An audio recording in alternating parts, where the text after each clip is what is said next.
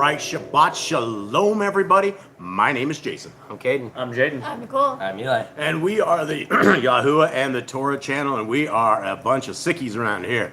That's right, we got the average everyday home cold that we used to get when I was a kid, and it is one of these wondrous things that is actually, I'm not kidding, when I say an average everyday cold is a wondrous thing. Why do I say this? I say this because you get to witness the miracles of a human body and the immune system that we have been given from our Creator. Now, that goes along with the greatness of the blessings of every time that we take a breath of air in, we have a blessing. Not only has our Creator given us a body that functions and works as is promised, but we also have a way and a soul that we have been given that we are told to protect and that we are told to guard. And we need to make sure that when we are doing this, there's only one way, according to scriptures, that any of us are able to protect and guard our souls. And that is by keeping a covenant path with our Creator. There is a very exciting road. There is something that we have been given, and we've been lied to across the world, where people tell us these are hardcore laws, these are things of bondage, when in fact the instructions of our Creator are so great and so miraculous that we have just a blessed moment in time even having these and understanding them, because the first 5 books of scriptures are the books where the instructions of our Creator come alive, and they come to us and they tell us and they define how it is our Creator wants his people to walk, how he wants them to behave, how he wants them to operate, how he wants them to worship. And that is why we are all hanging out today on the Sabbath day, which is an appointed time of our Creator. And it is a glamorous encounter. It is a glorious meeting that I can hang out with all of you guys. And even though we are 3 of the 5 of us are pretty somewhat sick, we are still here and we are happy to be here. Now, my sicky kid, can you please open us in prayer, Mr. Cade? Dear Father, I thank you for this day, and you're blessing us, and thank you for bringing us all together once again. I ask that your Torah, your word, is light to our eyes, that your Torah is a blessing to us. Thank you for Shabbat. Thank you for all. In Yeshua's name, amen. All right, there we are. Now, Jaden, will you please bless our family? Eli, are you getting here? All right. Hear, O Yisrael, Yahuwah Elohim, Yahuwah is one. You shall love Yahuwah your Elohim with all your heart, and with all your being, and with all your might. And these words that I am commanding you today shall be in your heart, and you shall impress them upon your children. I shall speak of them when you sit in your house, when you walk by the way, when you lie down, and when you rise up. And shall bind them as a sign in your hand, and they shall be as fronts between your eyes. You write them on the doorposts of your house and on your gates. Beautiful. And so here we are, everybody. These are the laws. And I wouldn't even call them laws. I think it gives them a bad name when you say laws, because they are basically instructions. They are things that if you want to keep, your life will be better. If you want to not keep them, by far your life will be far, far worse. All right, so let us get into where we're going with this. Mr. Cole, do you want to say hi to all our brothers and sisters real quick? Yep. All right. So we have Cindy LJ and Ollie. Well, say hi to Ollie when you see him. And then we have Candy and Ruby, Joanna, Razul, Charles, Sarah Baker, Tess, Sister Barb, and we have Kyle Red Fox. He's new, so welcome. What's up, Kyle? I have Cover to Cover. We have Jeremy and Callan, Rick, Johnson, Sylvia, Scrolling Walking His Ways, Honeymoon Stitch, Brian, Elizabeth, and the Grand just popped in. I think I got everybody. If I missed anybody, I apologize. Okay, so here we are, guys. Thank you guys very, very much for being a part of this reading as we are going to go through this. The first thing that we're going to do is go through the laws, statutes, and commandments. And these are a beautiful set of guidelines. These are what we should govern our lives by. They are what we will be... It's what will be used to see if we are candidates for the kingdom to come. Basically, what scriptures say is that if we are walking in what we're about to read, if we have changed our life, that our lives will not pass through this, that we will not walk through this life without keeping these laws, statutes, and commandments. Our Creator has said he will walk with us and he will give us this path to the future. So let us begin right here, and let's see if we can make it through this. My sicky kids, you guys ready? Yeah. Jade's the only one who's not sick. He's the oldest one. He's the one that when there's double portions, he lets us know the double portions should go to him. I'm not sick either. Mom, and this Nicole's not sick either. All right, let's roll. And thanks for hanging out, Kyle. He says I love listening from different views. Hallelujah. Yeah, and this is I don't know if this is a different view. This is what we call a covenant path view, and so these are what we'll find right here is incredible. Let us begin. Number 1, be fruitful. Number 2, multiply. Replenish the earth, subdue it, having over the fish, fowl, and every living creature. Can you speak up? I can barely hear you over the raspy of your voice. That's not nice. Just The kidding. earth bearing every tree is for food. Man and woman should build their own families. Master sin. Everything within that lives shall be food for you. Do not eat the blood. Walk before me and be perfect. Guard Yahuwah's covenant, laws, statutes, commandments. Jubs, you and I better do this too. Yeah. These guys sound like they're at an old person's home or something.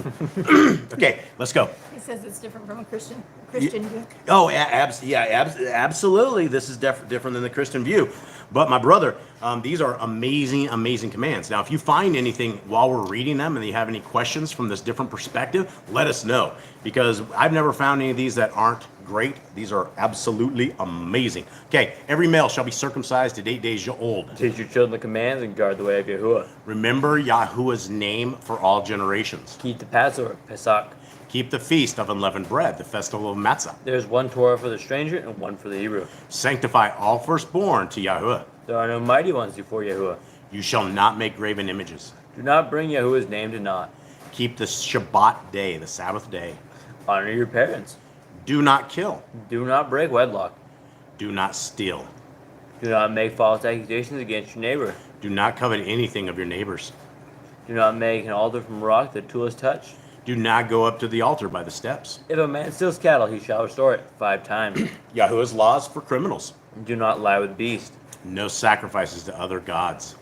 Do not oppress a stranger, fatherless, or widow.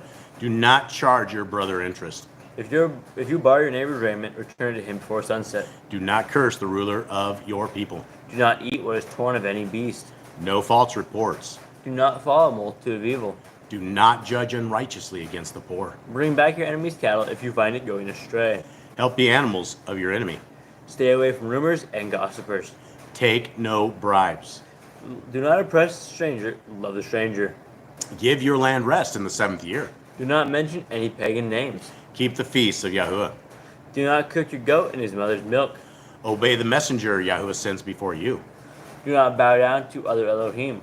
Serve Yahuwah. Make no covenant with other Elohim or outsiders of the land. Do not make or use this anointing oil on a normal person, and do not use this perfume on a normal person. These are some concoctions that we've been given, recipes in scriptures, and we're told not to actually remake these things. Okay, Do not eat the fat. do what you say you're going to do. Return what is your neighbor's. Obey Yahuwah's dietary laws. Women's time of separation. Obey Yahuwah's hygiene laws. The Day of Atonement, Yom HaKippurim. Do not uncover the nakedness of your family. Do not take your woman's sister for wife. Do not lie with a woman in her uncleanness. You shall not sacrifice your children to Moloch. Do not be a sodomite. Be Kodesh. Do not reap the corners of your field, or you shall not glean your vineyard. Do not deal falsely or defraud your neighbor. Do not lie or be a liar. Pay your workers for the day's wages they are due. Do not harm the disabled. Do not endanger your neighbor.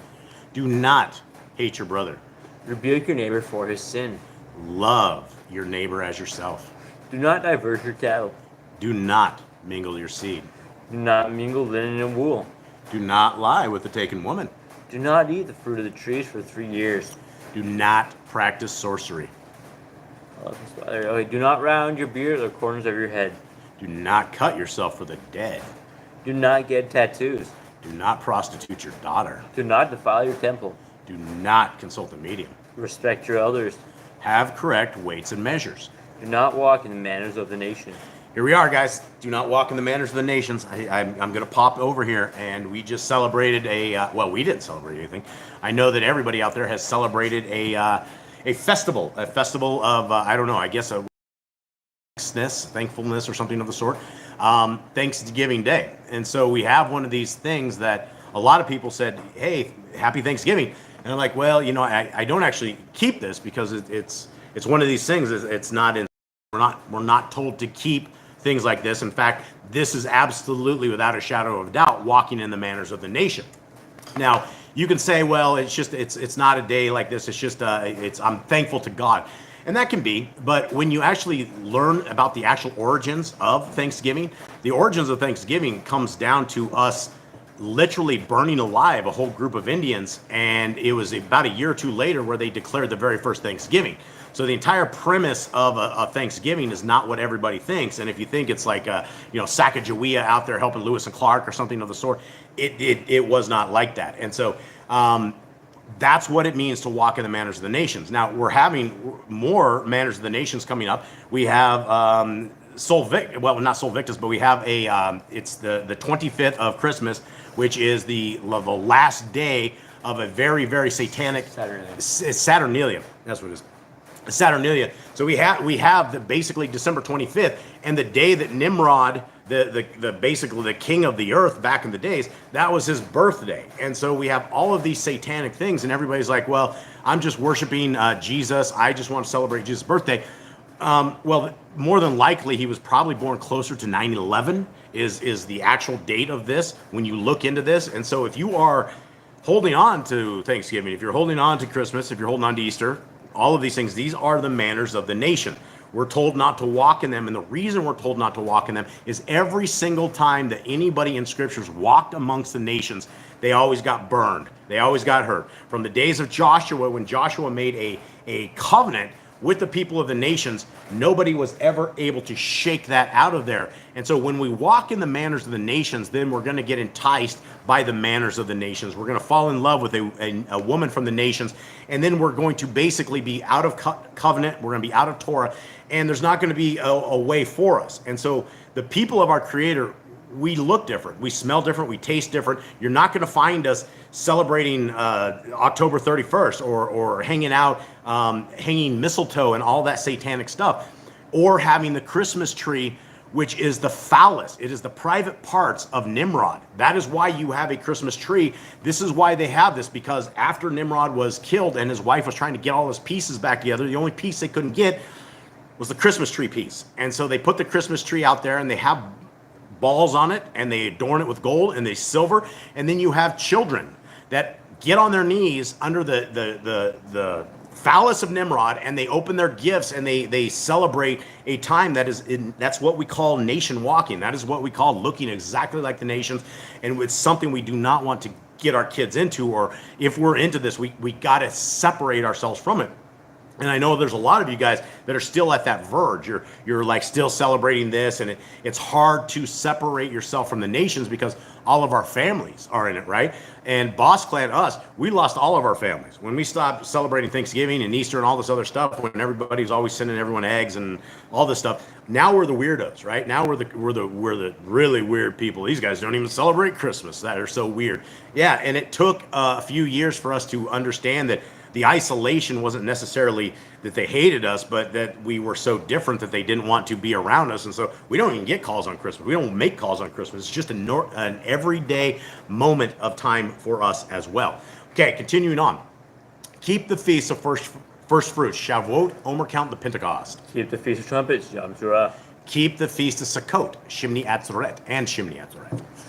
If you blaspheme the name of Yahuwah, you shall be put to death. There's a big one, right? Imagine this, right? Imagine sitting down watching a Hollywood movie. Guys, even though they say God, they say OM, that word, they still think it is the name of our Creator. So you can't go to a movie that has anything in there like that because you are blaspheming the name of the Creator of the universe. Even though his name's not God, they don't know any difference on that. And so these are things that if you did such a thing back in the day, you got killed, right? They picked up the rocks. If you're sitting here cussing, using our Creator's name as a cuss, then the rocks would start coming to your head. That's just the way it is. We absolutely need to have all the respect in the world to our Creator. We need to understand that He has given us a wonderful life.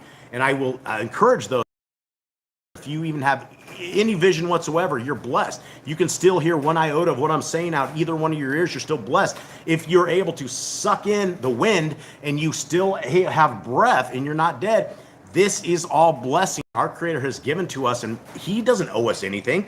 The bottom line is that we owe Him everything, and the only way that we can ever give back to Him is if we are in covenant with Him, if we are obedient to His ways, if we put value on the first 5 books of Scriptures. That's the covenant path. It's not that we just put value on it. It's that we show our faith by our works. We walk the Torah and we walk it as perfectly as we possibly can. And when we fall short of it, we repent and we make changes in our life so that this does not happen again. That's why it's very important that we understand what the Torah is and know the Torah, because when it comes down to the end of days, when we're being judged by the Torah, and we say we don't know the Torah, but yet we've had a scriptures by our bedside for our entire life, or on our phones, or somewhere that we could, without being a lazy people, we could simply read it and try to understand it, but most people don't care. So all of these commands are very, very important. If you kill your neighbor's animal, you must give him another. Repay injury for injury. Honor the Yobel, Jubilee year. Confess your sins to Yahuwah and repay who you've trespassed against. The law of being a Nazir. Wear tzitzits on the 4 corners of your garments. The law of whoever touches a corpse. Follow Yahuwah's Torah, law of inheritance. The law of keeping your oath to Yahuwah. Do not add and do not take away from the word. Very, very important, guys. If you are in anything, you are in a religion, and I'm not going to even say what denomination, because it doesn't matter. If your religion is different than the first 5 books of Scriptures, then we have to say the religion is wrong. If we are doing things like keeping a Sunday worship when our Creator says to keep the 7th-day Sabbath, then we have to look at the doctrine of our religion and say, why are we trumping the words of our Creator? So anytime that we run into anything that we don't know of, we simply go to the Torah. We go to the first 5 books of Scriptures and find out how our Creator wants us to handle this particular situation.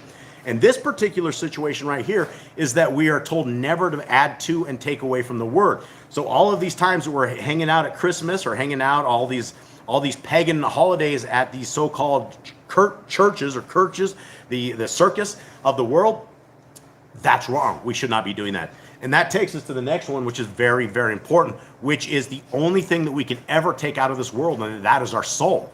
If we do not protect our soul, if we do not harness the laws, statutes, and commandments of our Creator, then we will never be able to guard our soul.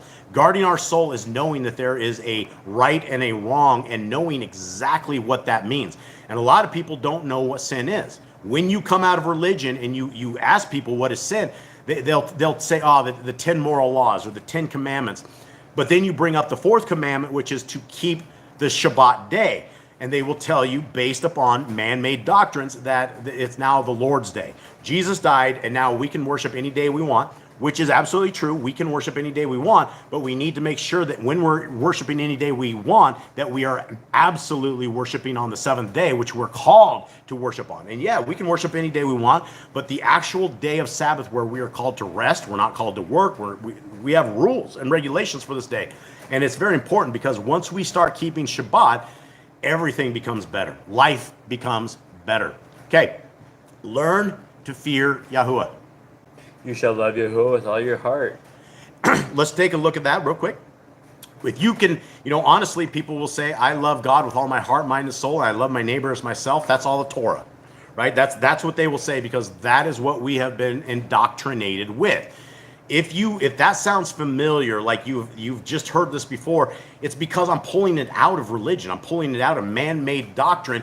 And if you are honest with yourself and really truly love your Creator with all your heart, but you hate the first 5 books of Scriptures, you put no value on it, then is that true love? If he says a whole bunch of words, and I'm talking he is in Yahuwah Elohim Most High, if he's saying a bunch of words to us and we don't know them, we ignore them, do we truly love our Creator with all our heart?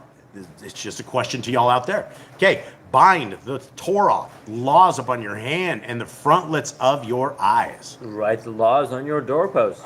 Do not tempt Yahuwah.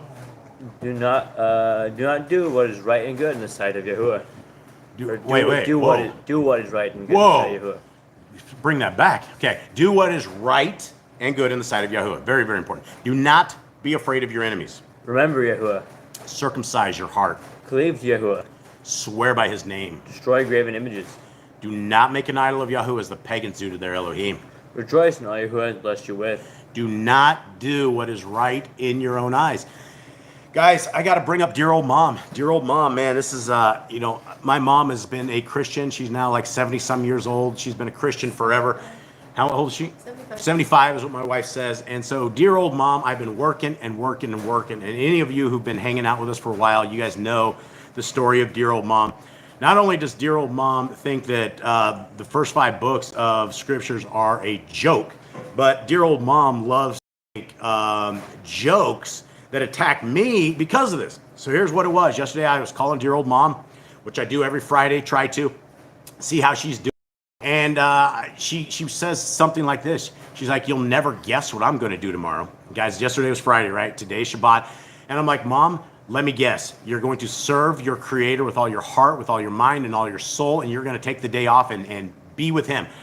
And she puts her hands together, starts shaking, putting them together like you think of the guys, the evil guys on TV that will go, she's like, I'm going to decorate for Christmas.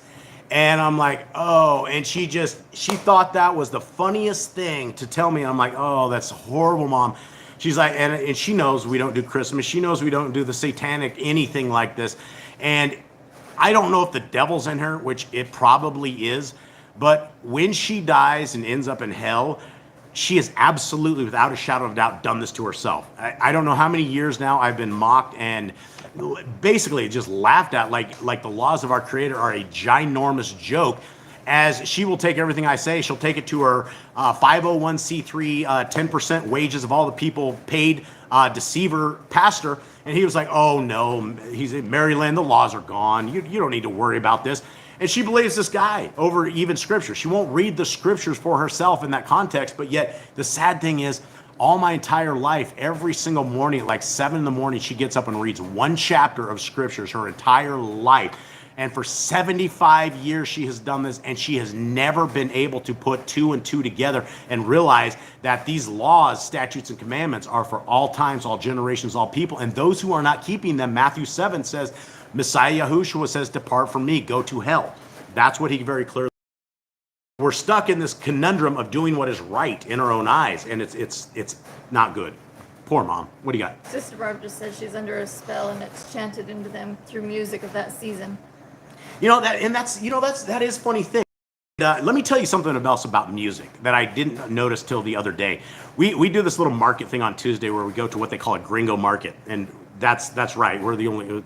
It's for white folks. That's essentially what it is. But the music that was coming on, it was the 80s music. And as we do the job, we set up tables, we do it. We're like the circus guys. We set up all the tents and all the stuff for all the people. But as noticing the people come in, there were music, and it was all about the same 80s music. And I saw 5 people, and they, by themselves, just in their own thoughts, just start dancing and start going around to this 80s music. And I'm like, you know what? I'm like, these guys are all under a spell. I said, I think all of this. And, when you think about this and you think about any genre of music, I don't think there is a genre of music that is Kodesh. I just haven't been able. We used to follow a gal named Becca Shea, and we always thought she was great. And then she started putting out albums with the All Seeing Eyes.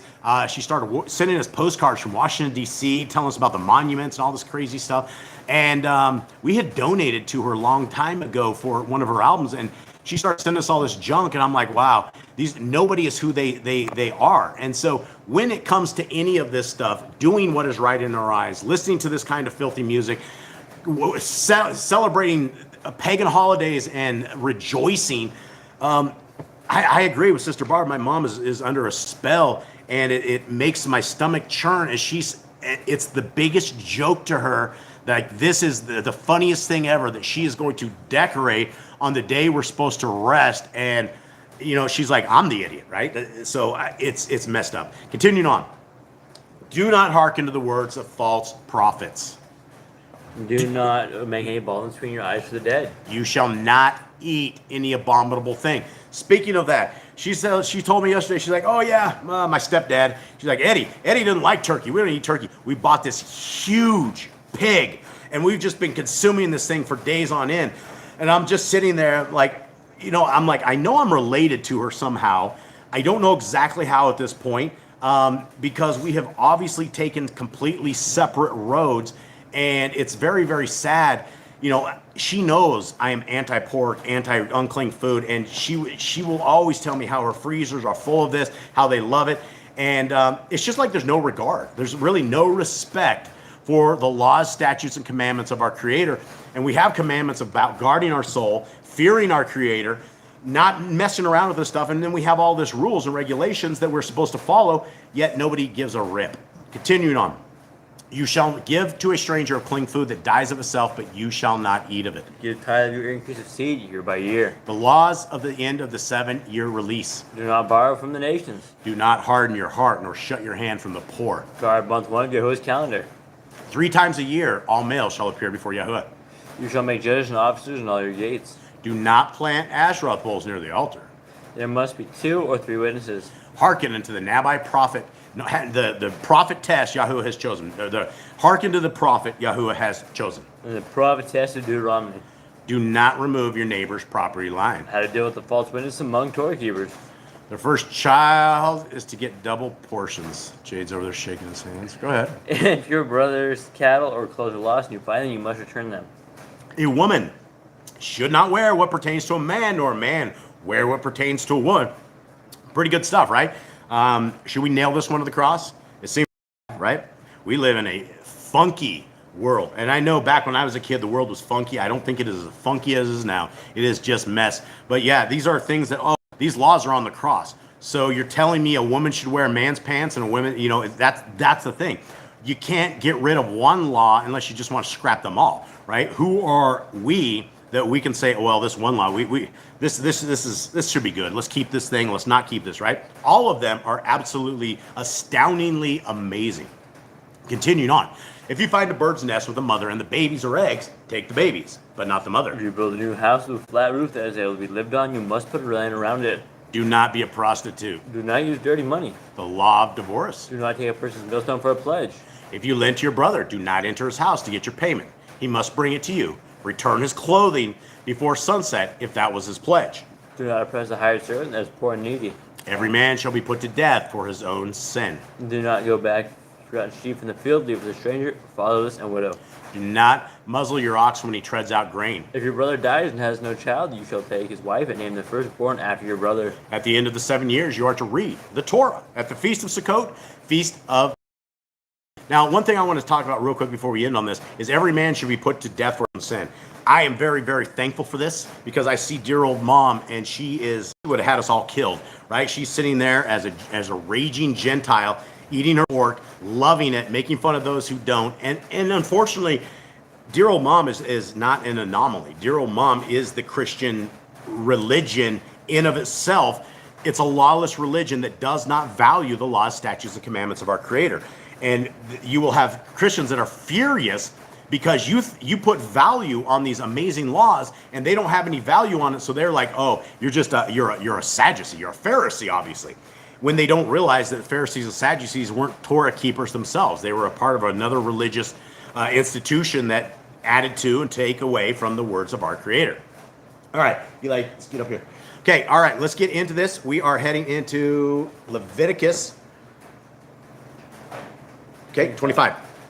And here we are. Jade, take us back through where we are at throughout Leviticus, right here. So we are in the beginning of Leviticus. We learn about the temple and type of sacrifices. We learned about the children of Aaron, how they are the high priests, and they are to forever be the high priests.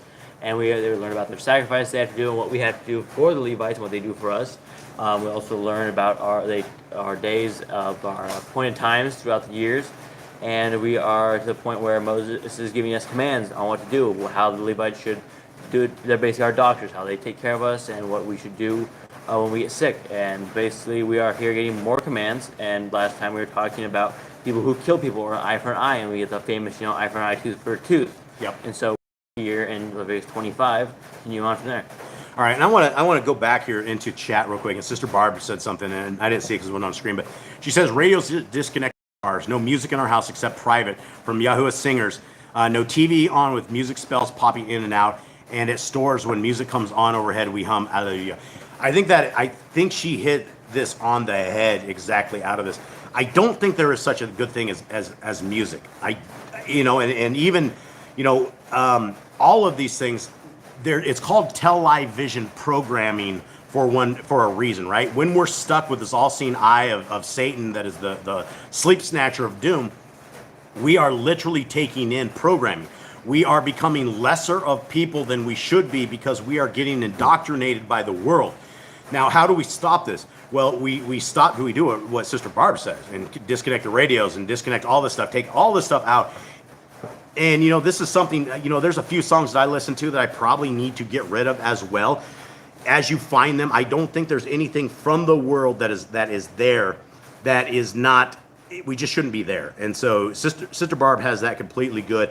And then Rebecca Rez says this: we got rid of our TV in 2006. Before I even came to the truth, I have never regretted it.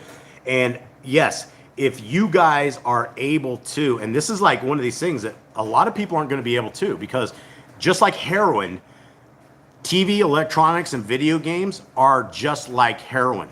It's just like mass amounts of coffee. If you want to stop drinking coffee and you don't think coffee is a drug, try stopping drinking coffee. You will have the shakes, you will have headaches, your body is fiending for it. Just like the endorphins that come from that filthy world of Facebook, the filthy world of social media, the filthy world that is all around us, right? It is a mess. And so if you guys are able to get rid of the digital heroin, like Rebecca says, I don't know if I said that right, Rebecca, I think that's her name, Rebecca. If you're able to do it like that, that's the way to do it. The biggest damage I ever did to my kids growing up is putting them in front of that TV. And I will tell you that they're 21 years old right now, and the damage I literally did to them is visible in today's world because I was a derelict parent. And so if you guys can take my broken path where I tried to get my kids in a different path, I didn't know TV was great evil back when I was raising them. I did not realize that all of these things on the radio and all of these things that once I program my kids with this, they have it forever. In fact, my kids will tell me stuff like right now, they're like, hey, this guy is a singer of this band or something like that. How did you guys even know this? I didn't teach you guys this. We didn't know this, but somehow grabbed onto this stuff outside of it and they've jumped into it. And guys, we are a very tight-knit family. We live within you can see everybody's room. We're right here, and the kids have grown up, but they never left. So I can tell you we have definitely damaged the kids by TV and putting it there. Okay, so here we are. Let's get into, yes, it's Rebecca. Okay, thanks, Rebecca. Okay, let us begin. Leviticus 25. And Yahuwah spoke to Moshe on Mount Sinai, saying, speak to the children of Israel and say to them, when you come into the land which I give you, then the land shall observe a Sabbath to Yahuwah. 6 years you sow your field, and 6 years you prune your vineyard and gather in its fruit. But in the 7th year, the land is to have a Shabbat of rest, a Shabbat to Yahuwah. Do not sow your field and do not prune your vineyard. Jaden, what does that just say? We are talking about giving our land rest, and rest. This is called the Yovel. Yeah, this is called the Jubilee, and so there's two sets of Jubilees. There's a every 7 year, and then a 9 and 50 year Jubilee that we're about to read. And this was one of the big things that when the southern tribes went into captivity, when you read Hosea, when you read the prophets that are talking about this, what they didn't do is they did not give their land rest. They were not observing the laws, statutes, and commandments. And so our Creator threw everybody into captivity for 70 years, and that gave the land rest. Okay, so continuing on, 5. This is what our Creator says through the mouth of Moshe. Do not reap what grows of its own of your harvest, and do not gather the grapes of your unpruned vine, for it is a year of rest for the land. Pay attention, Jade, so I can drill you on this.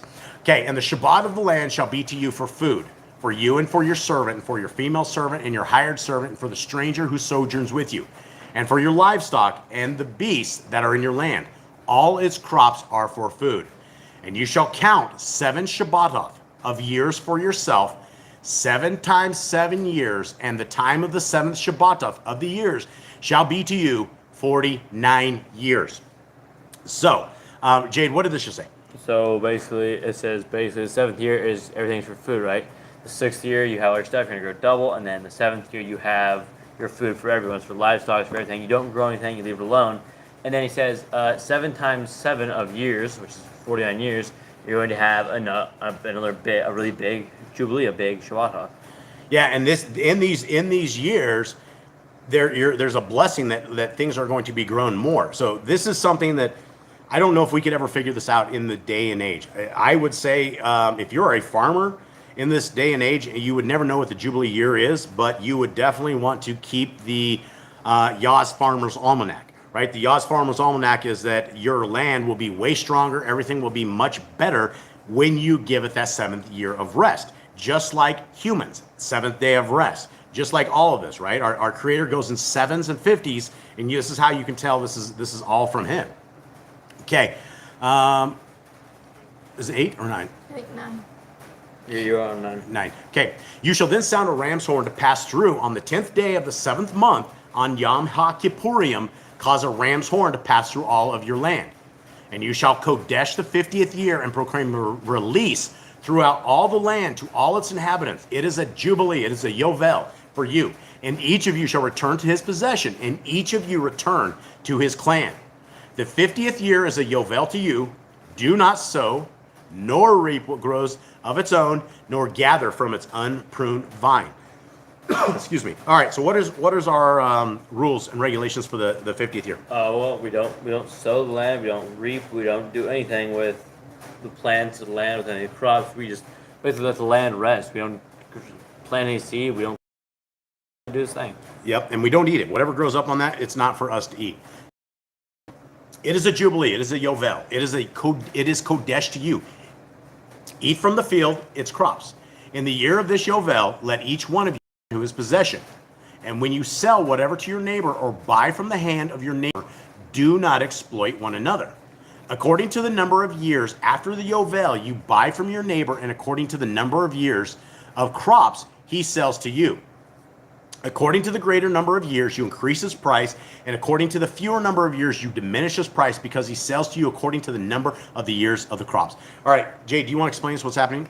So basically here we give back. So when you buy something from someone, at 50 years, it goes back. So you buy land or some kind of possession, it goes back to the original owner. Yep, and there's a lot of things. There's something about the year 50 that is definitely special in the eyes of our Creator, because we're going to read about it here, but not only do we, and what this is saying is throughout the land of Yisrael, you have the ability to kind of sell off your land. But if you are to the point, I mean, basically you never sell it, right? You sell it, but at the end, whenever 50 years comes around, whenever Jubilee comes around, and the person wants it back, you have to redeem it. Or if somebody wants it back prior to the Jubilees, this is basically essentially a loan system inside the land of Israel. Say, for instance, you had a big plot of land, you decided you didn't want to work it, but you would sell it to a dude in year 30, right? And you had another 20 years for Jubilee. Then this guy would be sitting here and he would pay you for just the 20 years. But at the end of 20 years, the land comes back to you. It does not stay with this guy. It's not like the possessions that we have in the States where somebody buys it, or, and it goes on for generations. It goes back to the tribes of the people who it was. So I hope that makes sense out there. Okay. And do not oppress one another, but you shall revere your Elohim, for I am Yahuwah your Elohim. And you shall do my laws and guard my right rulings, and shall do them. And you shall dwell in the land in safety. And the land shall yield its fruit, and you shall eat to satisfaction, and shall dwell there in safety. And since you might say, what do we eat in the 7th year, since we do not sow nor gather in our crops? Therefore I have commanded my blessings, my barakah, on you in the 6th year, and it shall bring forth the crop for 3 years. Okay, so right here you see an anomaly in the system that our Creator has given to people, because normally you're not going to get 3 years of crops in one. So as they were making it to a Jubilee and they are on their 6th year, all of a sudden these lands bring forth enough crops for 3 years. So instead of 100-fold, they have 300-fold or 400-fold. It is the blessings of our Creator that He watches out for His people and gives people the way, so that we understand what He's wanting. Okay, 22. And you shall sow in the 8th year and eat of the old crop until the 9th year, eat of the old crop until it comes in. So every 7 years, you have one of these years that is a Jubilee year, and our Creator puts food up there and he gets you so you are not going to be starving to death, so that the land in of itself is able to observe the Sabbath day. Okay, 23. And the land is not to be sold beyond reclaim, for the land is mine, for you are sojourners and settlers to me. And this was, I was explaining this as well, is you could sell your land, but it's never really sold. It's always yours when it comes back to a Jubilee. 24. And provide for a redemption for the land in all the land of your possession. When your brother becomes poor and has sold some of his possession, and his redeemer, a close relative, comes to redeem it, then he shall redeem what his brother sold. So this gives people outside the individual who essentially took the loan, other people outside the family, or basically anybody, could come and help this guy redeem it. So basically they would come to the guy that he had sold the land to. You would pay for whatever time was left or whatever it was, and you would make a deal, and that land would go back. So it's a kind of a strange thing, because you never really truly buy your own stuff there if you have been given to it as a birthright. 26. And when the man has no one to redeem it, but he himself becomes able to redeem it, then let him count the years since its sale, and return the remainder to the man to whom he sold it, that he shall return to his possession. Okay, so this is just a way that people can get their stuff back. They're not just take the money and go, and they have nothing, no land or anything. Our Creator wants to make sure that his people are taken care of for generations, not just a generation, but for generations. 28. And if his hand has not found enough to give back to him, then what was sold shall remain in the hand of him who bought it until the year of Yovel. And it shall be released in the Yovel, and he shall return to his possession. Okay? Just a basic understanding of this loan system. 29. And when a man sells a house in a walled city, then his right of redemption shall be the end of the year after it is sold. His right of redemption lasts a year. Now, this is a big thing, right? This is something that is, Jay, do you remember this part? Where, what is? So this is basically this person who sells it inside of a city, they are able to redeem it within 1 year.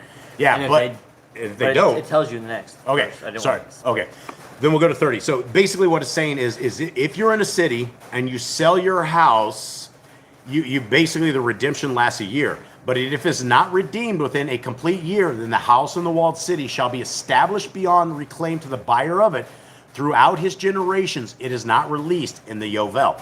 So here's something different, right? We're not talking about a plot of land. We're talking about a house inside of a city that if you decide you're selling this house, you have a 1 full year that you can come back at any one point in this year that you can redeem it, you can pay back what it was for this house, and you can get your house back. But if inside 1 year you do not come and buy your house inside the city, it's gone. It's beyond reclaim. And so this is what, these are the rules and regulations for city life, for the concrete kingdom versus those who are in the countryside. Okay, continuing on. 31. The houses of villages, however, which have no wall around them, are reckoned as the field of the country. A right of redemption belongs to it, and they are released in the Yovel. Okay, so what did that say, Jake? So basically, it's different between like when you're in a walled city and when you're outside, like in a field, like a village, or being like a jungle or something. Yeah, it'd be like a village with no walls, basically, right? You have more time with a village than you would with inside a walled city. A walled city, you get a year. Well, you get more. You get, if you are outside of the village and the village has no walls, if you sell it, you always have a right of redemption. Right, and then 50th year, you'll get it back. 50th year, it's redeemed. But if it's in the walled city, you have 1 year, and that's it. That's it. Yep, your house is gone. Okay, 32. As for the cities of the Levites and the houses in the cities of their possession, the Levites have a right of redemption forever. Okay, the Levites have totally different set of rules, because the Levites' job were to administer Yah's ways to the people, right? This was our people. This is how back in the day we got sins atoned for, how we had a communication with our Creator in a way that we didn't know. So when the Levites, the priests of the time, when they did any kind of this selling of their land or anything, they always have a right to get it back. So very, very different distinctions. 33. And that which is redeemed from the Lewites, both the sale of a house and the city of his possession, shall be released in the year of Yovel, because the houses and the cities of the Lewites are their possession in the midst of the children of Israel. And again, it's in the midst of the children of Israel, so that they can administer and minister to the people of Israel, which is why you wouldn't want to get rid of the priest and kick them out and lose your priest. 34. But the field of the cities is not sold, for it is their everlasting possession. Okay, we're talking about the Lewites, right? We're talking about that you cannot, the open land of it's not sold. It's just theirs. You cannot sell it. And when your brother becomes poor and has failed you, then you shall sustain him, and he shall live with you like a stranger or a sojourner. Here's a huge thing, and this is why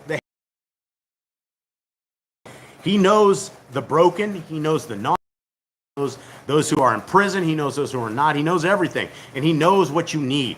And so here is something that when we have people around us, right, our brother's poor, he's about to be on the street, then we're to take them in, right? We're to sustain them. We're to have them live with us. And I would say that we know our brothers and our sisters because we know from our Messiah that our brothers and sisters are the ones who are keeping the laws, statutes, and commandments of our Creator.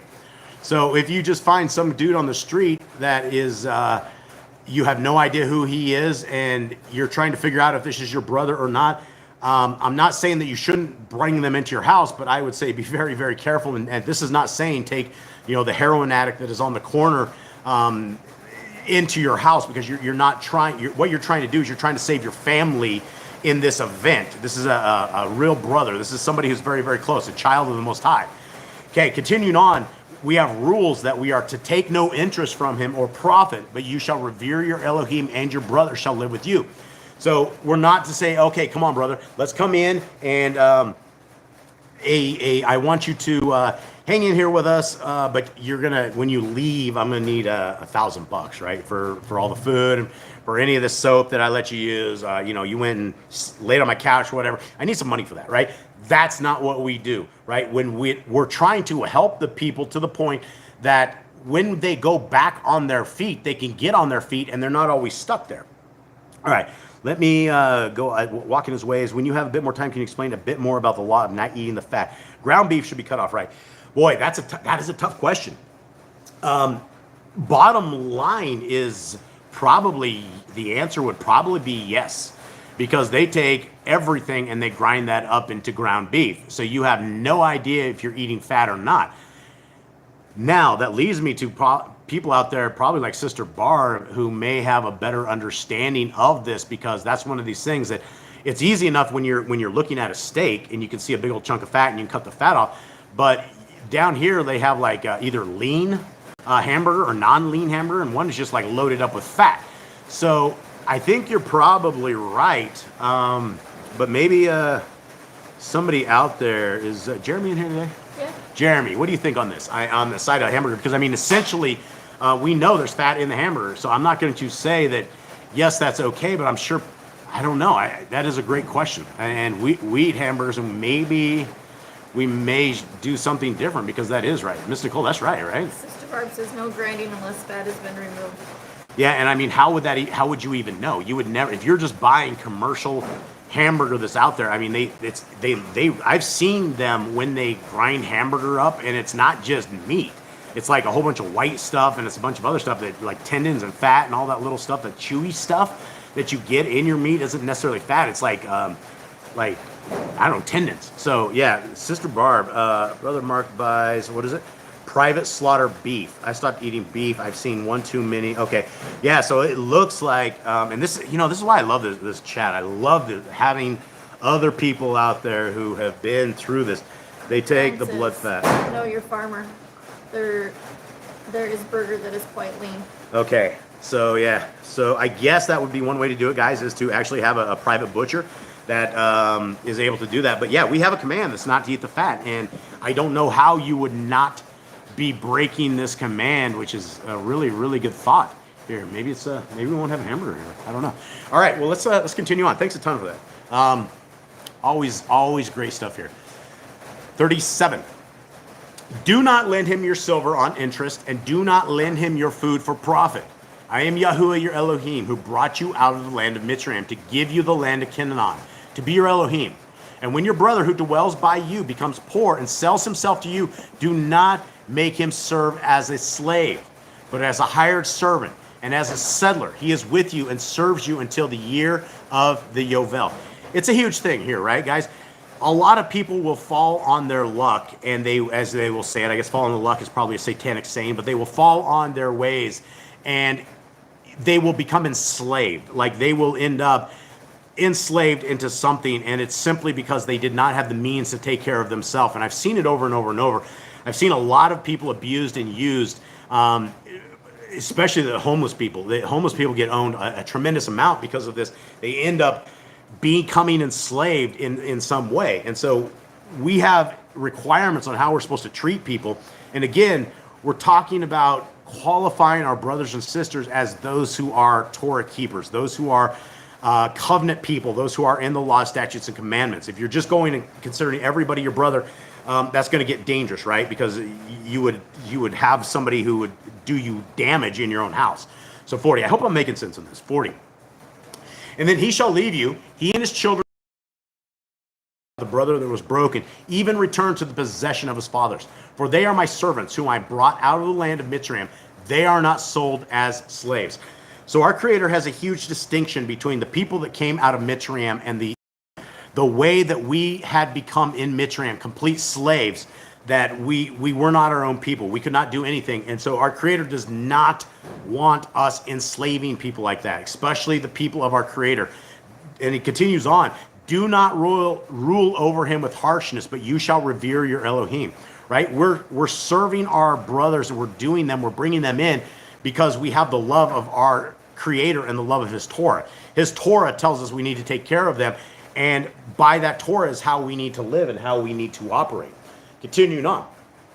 And your female and male servants, slaves around, let me try that again. And your male and female slaves whom you have from the nations that are around you, from them you buy male and female slaves, and also from the sons of the strangers sojourning among you.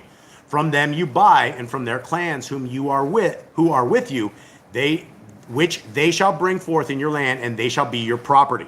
Okay, these are hard things to understand because we don't live in a slave society anymore. We live in a much worse slave environment. Ever since we got the television, ever since we got the television, it has been another level of slavery. Ever since we got the video game systems, we have put our children into another form of slavery. Ever since we got these cell phones and we have our little kids with cell neck where they sit there and look at their cell phones and they fall into holes, they get run over by cars, they don't even know because they are zoned in on all of these little devices that without a shadow of a doubt, this is how I qualify whether something is of Yah or is it not. If what you are doing is taking glory away from the kingdom of our Creator, then what you're doing is not bringing the kingdom forward. And so if you are stuck in video games, if you are stuck in a slavement, this is what our Creator is talking about. Don't be a slave, right? A lot of people don't even know how to get off of Twitter. A lot of people don't know how to get off Discord. They're stuck on there, and it's just they're stuck. It's a drug. So continuing on. And you shall take them as an inheritance for your children after you, to inherit them as a possession.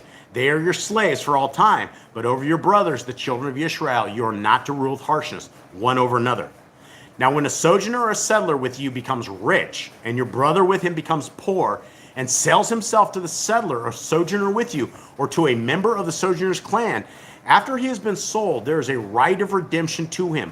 One of his brothers redeems him, or his uncle's son redeems him, or anyone who is a close relative to him in his clan redeems him, or if he is able, then he shall redeem himself.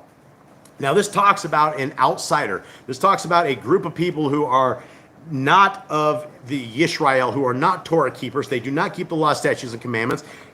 And it's talking about a dude who goes down on a very, very bad time. And sometimes it's just easier to say, hey, enslave me and feed me, keep me fed, right? The story of the prodigal son, right? He was out there working in the pig slop, and he was thinking to himself, man, this stuff is looking pretty good at this point. So we have to understand that our Creator doesn't want us to be sold off to sojourners. We're not supposed to be sold off to the Gentiles per se, right? Because once you're sold off, you're under the hand of the Gentiles. If they want you to eat pork and unclean food, you're a slave. And so our Creator has given a way out that if there's a member of the family or anybody possible who can redeem this guy, to redeem him, or if this guy can redeem himself, he needs to redeem himself, right? We're not to remain slaves to the Gentiles. 50, and he shall reckon with him who bought him. The price of his release shall be according to the number of years, from the year that he was sold to him until the year of the Yovel, as the days of a hired servant, it is with him. If there are yet many years according to them, he repays the price of his redemption from the silver of his purchase. And if a few years are left until the end of Yovel, then he shall reckon with him, and according to his years, he repays him the price of his redemption. He is with him as a yearly hired servant, and he does not rule with harshness over him before your eyes. And if he is not redeemed in these years, then he shall be released in the year of Yovel, he and his children with him, because the children of Yisrael are servants to me. They are my servants whom I brought out of the land of Mitzrayim. I am Yahuwah, your Elohim. Now, this is amazing because we want to be slaves of Yahuwah, right? We want to have him as our master. We want Messiah Yahushua as our leader. This is a good place of enslavement. And this type of enslavement isn't like the enslavement that everyone else thinks of, right? This is a good enslavement because we have a free will. It's not even enslavement at all. When you keep the laws, statutes, and commandments by your own free will, you are making the choice that you will not be a slave to Satan, that you will be a slave to the Most High. And slavery to the Most High is a beautiful thing. I love it. I love being a slave to him. I love being under his laws, statutes, and commandments. I love it. And so if you guys want to have an enjoyment of life that is a set of rules and guidelines, I would say enjoy the beautiful enslavement of the kingdom. And again, I'm probably putting this right because it's not enslavement. I am a voluntary slave to this system. I am happily going into this, and it's really not slavery. When you look at it, it is complete freedom. Torah is freedom.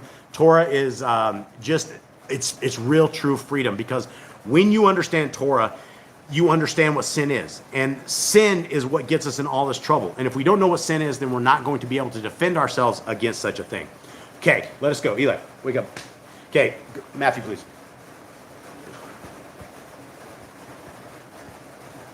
Man, the sick kids are even sleeping more than normal. Okay, here we are.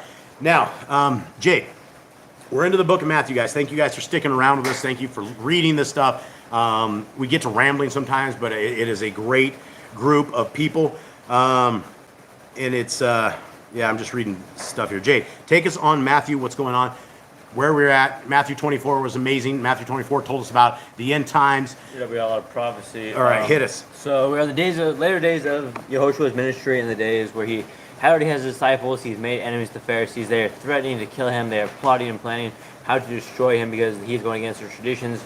And Yehoshua is giving parables, teaching the people healing, doing miracles, things people have never seen before.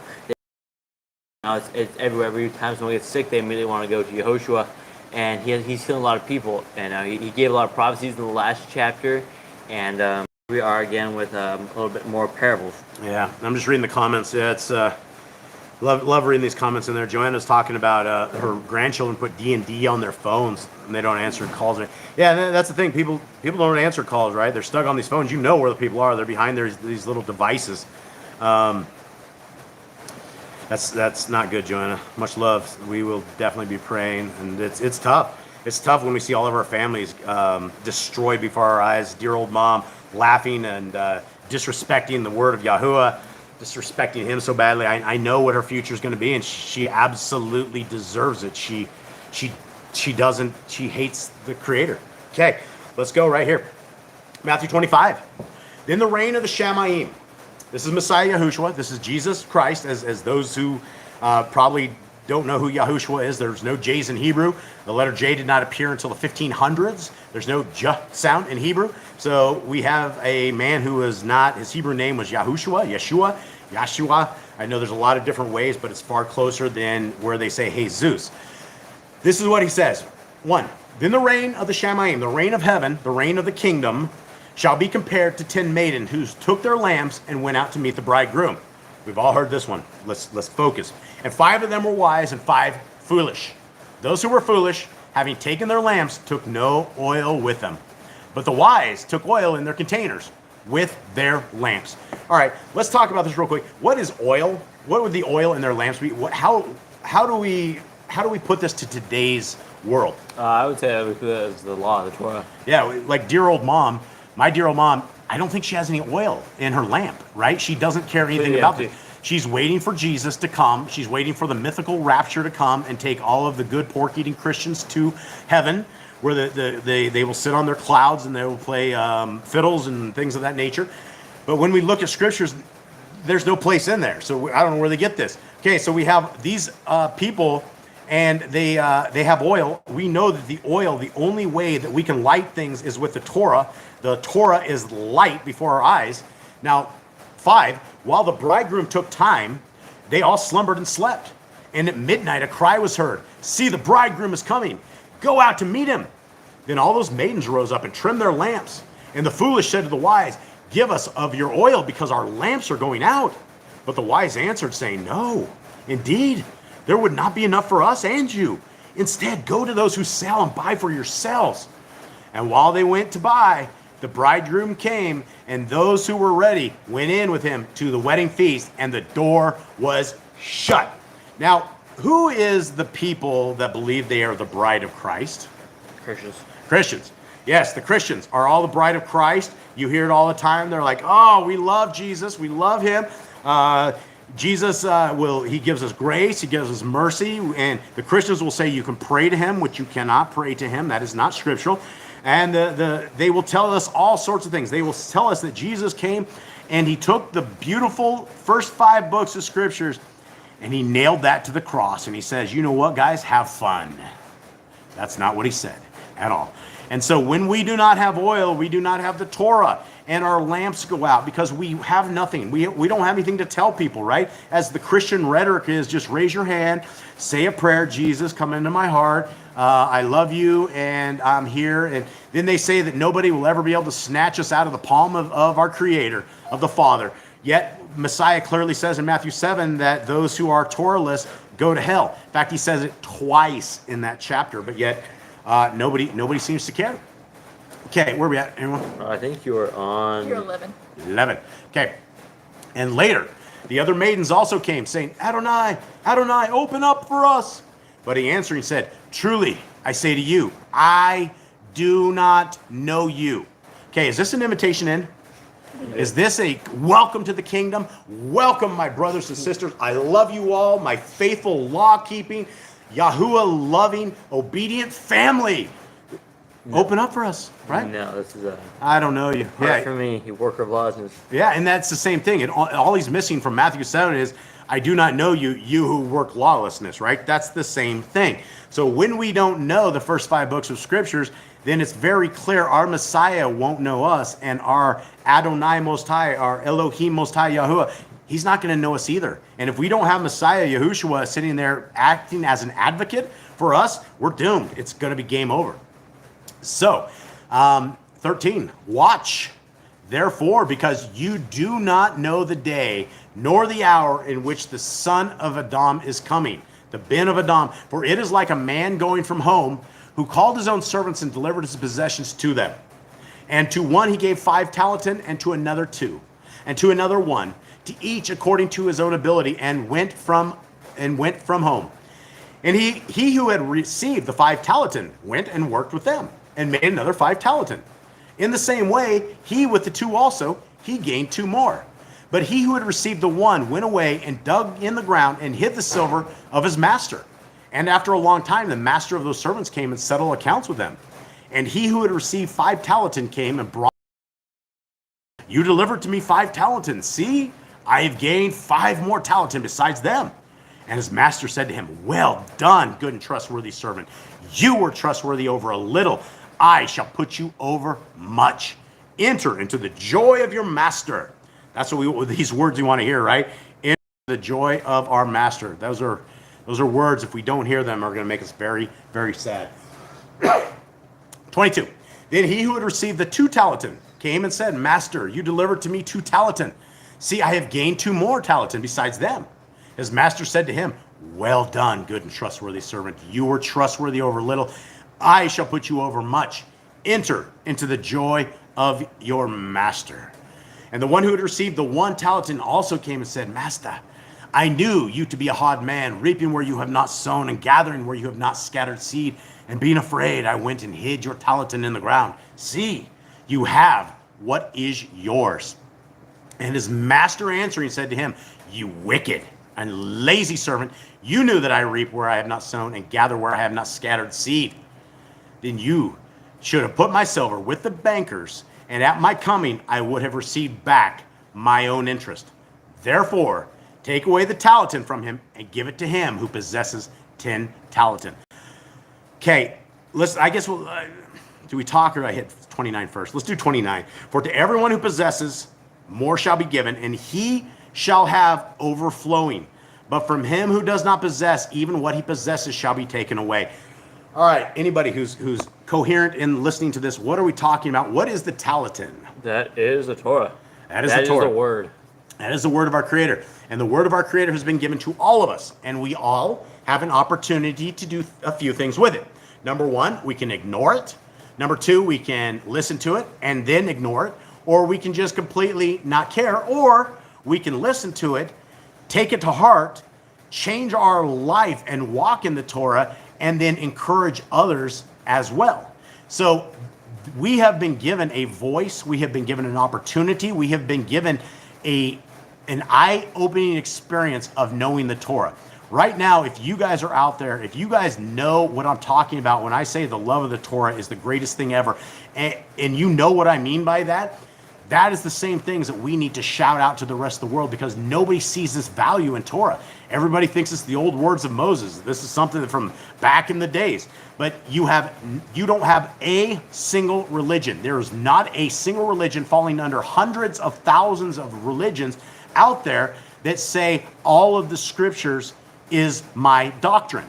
You don't have it. You have Seventh-day Adventists, right? They keep 1 or 2 commandments. You have the Mormons. They don't keep anything. Their doctrine is completely jacked up. You have Catholics. They have men that are absolving them of their sins. I could go on and on and on when it comes down to religion, and nobody teaches Torah. Nobody says, look, guys, we have a set of guidelines that our Creator has given to us that is amazing, ecstatic, and something that we should live by, our family should live by, and everything. It is up to us to shine these lights. It is up to us that when our Messiah comes back and asks us, show me your talents, we've all been given one.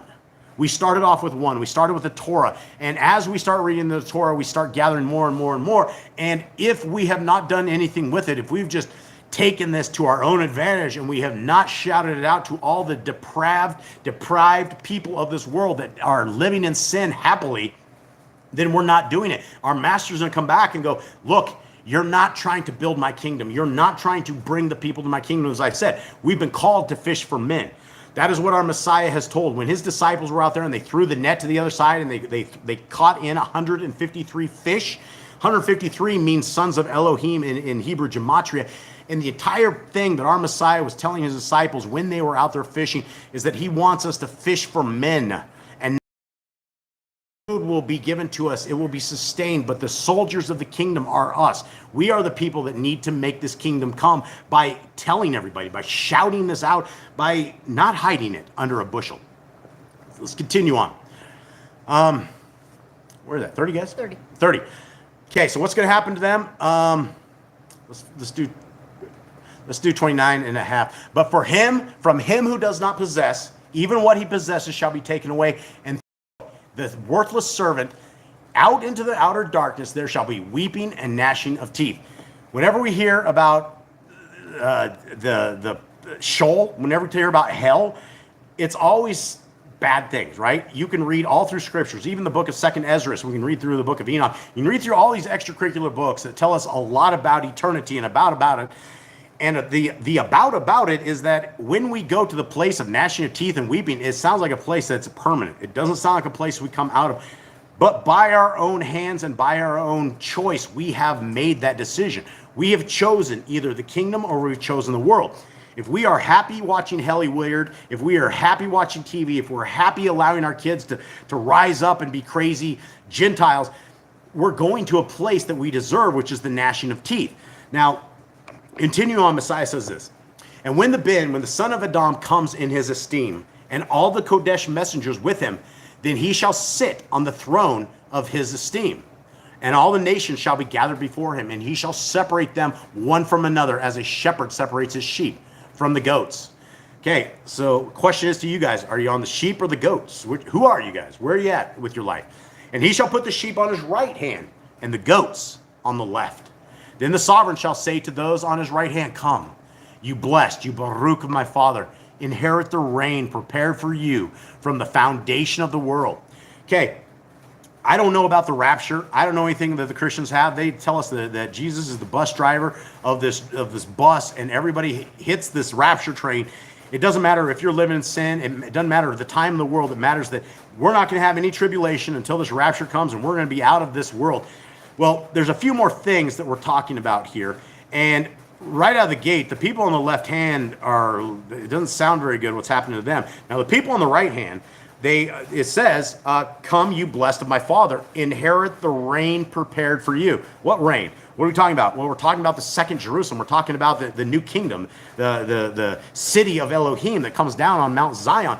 That is our where we're going to go. If you're looking for a rapture, we're looking for a town. We're looking for a city that's going to be way up high. It's going to be some amazing spiritual thing that's coming down. Now, before we go in this next section, I would like to talk about my brother in chains, one of my brothers. And I was talking to him the other day, and he's been in death row now for 26 years in Texas. And he quoted me this verse, and he says, it's funny that all the Christians have this stuff, but nobody comes and sees him. Because he says, Messiah says this about himself, for I was hungry and you gave me food. I was thirsty and you gave me drink. I was a stranger and you took me in, was naked and you clothed me. I was sick and you visited me. I was in prison and you came to me. Now, it's very interesting that, I get a lot of lectures from the guys on death row. It's the strangest thing, but sometimes I come away extremely offended, and I probably shouldn't, because these guys are stuck in a cage. They never leave their cage. 24/7, they're in a 9x4 room, and maybe once a week they get wrecked for 1 hour, so they get to leave their cell. But they've been in there for years and years and years. And so this brother was telling me this verse. He's like, what do you make of this, man? I was in prison, you came to me. This is, if we are looking for the way of our Creator is seeking those who are busted up. It's seeking those who are in the ditches and the trudges and the trenches, those who we're able to throw a hand to. And a lot of us included, we're in those trenches. We were in this extreme road to hell. And it's one of these things that there's qualifications. There's things as people of the kingdom that we have to do to be worthy of this kingdom. And a lot of it is about love. A lot of it is about taking these people in, right? When was the last time, and I'm just shouting this out to everybody in the chat, when was the last time any of you guys sat down with a homeless person or bought say 25 hamburgers at the 25, there's the hamburger thing, the 25 hamburgers at the hamburger joint and given them to a group of homeless people and sat with them, right? There's every different way, and I'm not throwing anyone under the bus. I'm saying that if we use our eyes, there is a tremendous amount of places that we can heal the world, where it's things where we heal them with love. We heal them with compassion. We show them the kingdom example because we're showing them our heart and that we're truly taking care of them. And so I want to also throw that to anybody that is looking to help out in the prisons. We have a heck of a prison ministry that's going right now, and there's a lot of dudes and gals that would love to hear from anybody that is out there. And I would especially encourage Torah keepers to get involved in this prison ministry. I know the Grand is out there. The Graham has changed lives over and over and over. You have no idea the kind of witnessing and the kind of strength that our lady that's right here in our chat has done, because she sends, I don't know how many tremendous amounts of emails to these guys. And I will actually hear, if they don't get a message from her, they're like, do you know where she's at? I'm worried about her. And I'm like, well, things are a little slow sometimes on the outside world. So there's a place for everybody for this particular spot of I was in prison, came to me. We can come to everybody by simply at 25 cents. We can get a letter into these guys and they would love you for life. 37. Then the righteous, Messiah's like, when I was in prison, I was in all this stuff, you didn't take care of me. Then the righteous shall answer him, saying, Adonai, when did we see you hungry and we fed, or thirsty and gave to drink? And when did we see you a stranger and took you in, or naked and clothed? And when did we see you sick or in prison and we came to you? And the sovereign shall answer and say to them, truly I say to you, insofar as you did to one of the least of these, my brothers, you did it to me. This is huge, guys. This is absolutely huge. This is our Messiah. This is the king. This is the leader of the free world that is coming. Our free world is the Torah world. That's the free world that I'm talking about. When we talk about this, when we take care of those who are broken, who are busted, who are in the trenches, and we're doing it out of love, and we're not doing it for the glamour of men, we're not looking for pats on the back, when we're looking for the ability to heal people that are broken. I will tell you without a shadow of a doubt, of all these people that I've gotten into death row, that I'm a little late. I'm 25, 26 years later than some of these guys, but some of these guys are extremely responsive to me. Serial killers, thugs, murderers, all these people that have done crazy, tremendous stuff. They're reaching out. They're reading the scriptures. They're doing the will of our Creator. And how do we find them? We found them in the trenches. We found them suffering in a place that I would say it's hell. The death row of Texas is definitely a place of hell. 41. He shall then also say to those on the left hand, go away from me, accursed ones, into the everlasting fire prepared for the devil and his messengers. Okay, we got the goats that just were on the left hand. They just got sent to hell. And that's something you don't tell Christians, because Christians don't believe that they can ever go to hell. They believe what they do, they're always going to get this magical rapture train. Okay, 42 says, for I was hungry and you gave me no food. I was thirsty and you gave me no drink. I was a stranger and you did not take me in, was naked and you did not clothe me, sick and in prison and you did not visit me. Then they also shall answer him, saying, Adonai, when did we see you hungry or thirsty or a stranger or naked or sick or in prison and did not serve you? Then he shall answer them, saying, truly, I say to you, insofar as you did not do it to one of the least of these, you did not do it to me. And these shall go away into everlasting punishment, but the righteous into everlasting life. So here we have the everlasting punishment, right? This is the Gehenna, the Sheol, the bad part of the Sheol, the holding container. The is the rich man and Lazarus. The rich man's like hot. Things are a little warm down here. If only I could go back and I could tell them of the living. Abraham's like, if they didn't listen to the words of Moses, they're not going to listen to you being a ghost and all. And so, guys, here we are. We have one life that we have that we can make this kingdom. We have one opportunity to seek our Creator where He's able to be found. And beyond that, it's on us. It is on nobody else. None of us are going to be able to sit there and blame the Creator of the universe. According to the book of Nazarene, our Messiah talks about this inner feeling that everybody has, this urging, this thing, like you should be looking to the light, you should be seeking righteousness, you should be doing something more than you're doing. And a lot of people in their life will completely ignore it. They won't listen. They don't care. It's not interest to them. And so it's going to be on us when we don't make the kingdom. It's going to be on us for being lazy people and not care, right? You look around us and somehow a beautiful creation is all around us. They've spun a yarn of the big boom and the big bang when it's obvious there is a Creator who has designed this masterfully. And it is with that masterful design that I would like to encourage all of you to be loyal to that great designer, to the great engineer, to the great Elohim Most High, because He gave us a plan and He gave us a walk and He gave us grace. He gave us mercy. And He didn't give us grace and mercy to live in sin. He gave us grace and mercy to come out of the darkness and to be called to His people. And His people are a different group of people. His people are the people that are covenant bound.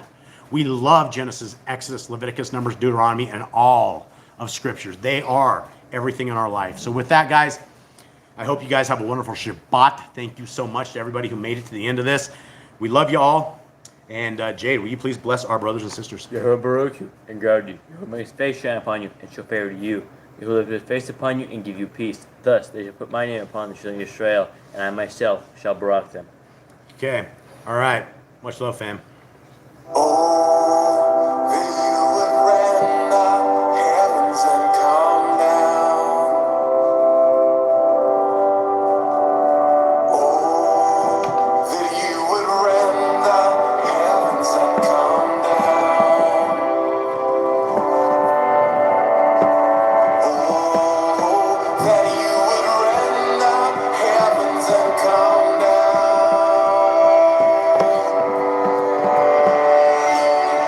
Let the mountains shake, let the earth be moved, let the nations may tremble at your presence.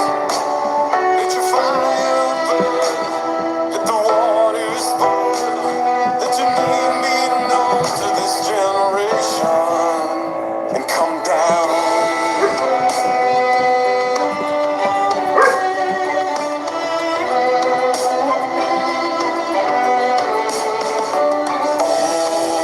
That you would rend the heavens and come down.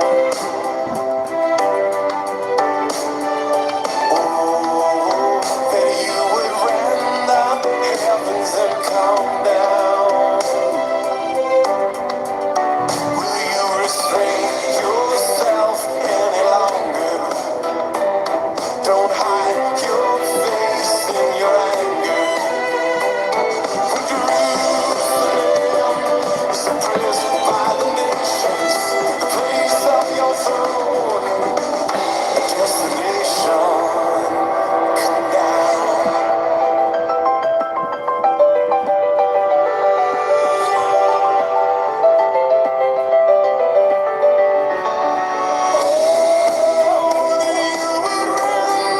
Heavens and come down. Oh, that you would rend the heavens and come down. There will be thunder in Jerusalem.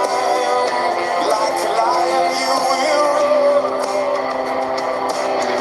Indeed you're angry for the sake of Zion. And all the nations they will know when you come down.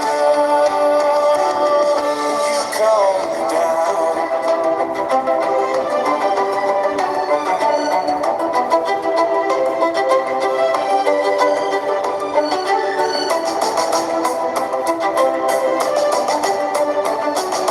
Oh, that you would rend the heavens and come down.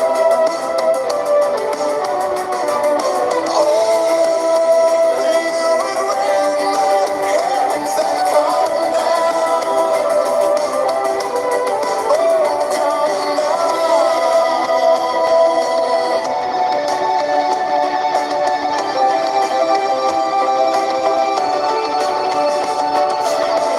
Indeed we have sinned, and we need saving.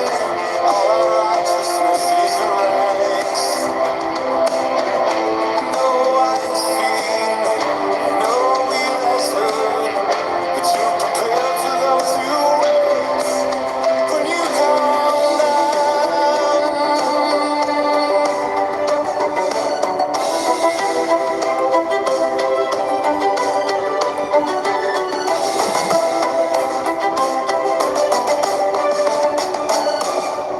All right, brothers and sisters, may Yahuwah bless you and keep you. May his light forever shine on you. May his grace forever embrace your life. May the Torah be a part of everything in your lives. And may we all high five each other at the kingdom to come on the day when our Messiah comes and gets us out of here. Much love to y'all.